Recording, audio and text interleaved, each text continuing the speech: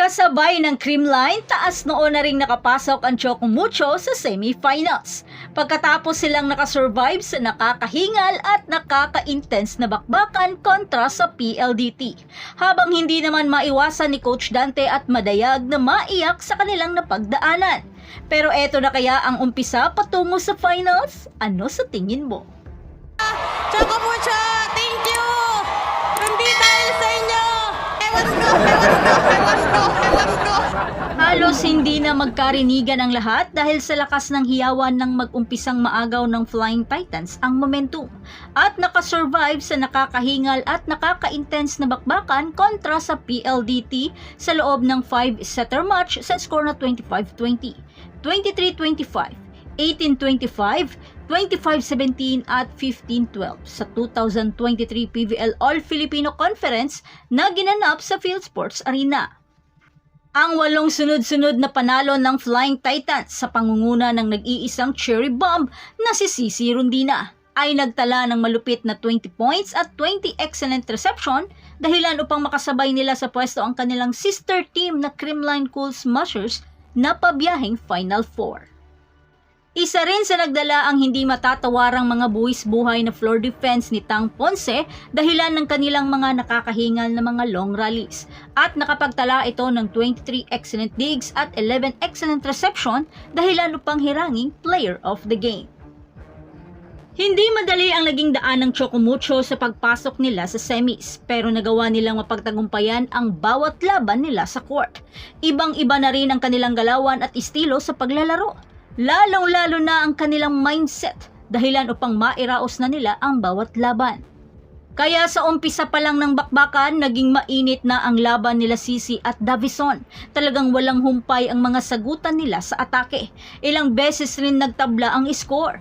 Pero nang maitabla ni Cass Tolentino sa 20 all, dito na hindi nakagalaw ang PLDT at nag-umpisa ng nagkanda error dahilan upang makalamang ng husto ang Chocomucho at maipanalo ang unang set sa score na 25-20. Sa second set, medyo maganda pa ang daloy ng laro ng Flying Titans sa umpisa. Pero bigla na lang nagising ang PLDT at pinako sa 21 ang puntos ng Chocomucho dahil sa mga unforced error nito. Kung sa first set, Cici versus Davison, dito naman sa second set, labanan naman ng middle blocker, Madayag versus Palomata. Naging maganda naman ang pagbalasa ni Coach Rald sa kanyang kupunan. Hanggang sa Cici Rondina, hindi nakaligtas sa killer block ni Palomata. Dahilan upang masungkit ng PLDT ang third set sa score na 23-25. Sa third set, karga-karga pa rin ng PLDT ang momentum habang mas lalong hinigpitan ng high-speed hitters ang floor defense at net defense. Kaya mga spikers ni Wong di makapasok hanggang sa lumobo ng 9 points ang kalamangan. Sa puntong ito, medyo nawala ang enerhiya ng Chocomucho habang si Davison ayaw paawat sa kanyang mga powerful attack. Kaya Coach Dante ipinasok na si Biray pero di pa rin sapat upang pigilan si Davison hanggang sa nakuha na ng PLDT ang third set sa score na 18-25. Sa fourth set, sakit sa ulo pa rin ng Flying Titans si Davison. Ayaw paawat sa kanyang mga klase-klaseng atake. Naging madali naman ang trabaho para sa PLDT dahil sa malupit na floor defense ni Cass Arado. Putong-puto nito si Cici Rondina. Pero nang magkaroon ng pagkakataon si Molde na mas-service ace, hiyawan ang lahat sa pagkakataong mahahabol ng Flying Titans ang score. Kaya biglang nabuhay ang katawang lupa ni Cici Rondina at ng ibang Flying Titans. Hanggang sa nagawang maitabla ni Nunag sa isang over-receive sa score na 10 all. Kaya napilitang mag-time out si Coach Rald. Sa puntong ito, ipinako na ng Flying Titans sa 10 points ang PLDT. Habang nag-iinit naman si Madayag kaya pinaulanan ng mabibigat na service aces ang high-speed hitters. Kinailangan ng mag-adjust ni Coach Rald kaya selegasyon muna ang ipinasok niya. Pero Wong, mas lalong naging ganado at ginamit palalo si Nunag to serve as lethal weapon niya sa mga crucial moments. This time, bantay sarado na nila si Davison. Naging magic bunot naman ni Coach Dante si Biray dahilan upang mabuhayan ang Flying Titans. Kaya dominanteng nakuha ng Flying Titans ang fourth set sa score na 25-17. At ngayong nagawang ma-extend ng Flying Titan sa 5th set, pero PLDT naging palaban pa rin sa bakbakan. Nagawa nilang lamangan sa 5 puntos na kalamangan ang Flying Titans. Pero Wong, labis pa rin ang kanyang determinasyon na makuha ang panalo, kaya sa kahit anong paraan, mabuhay lamang ang bola.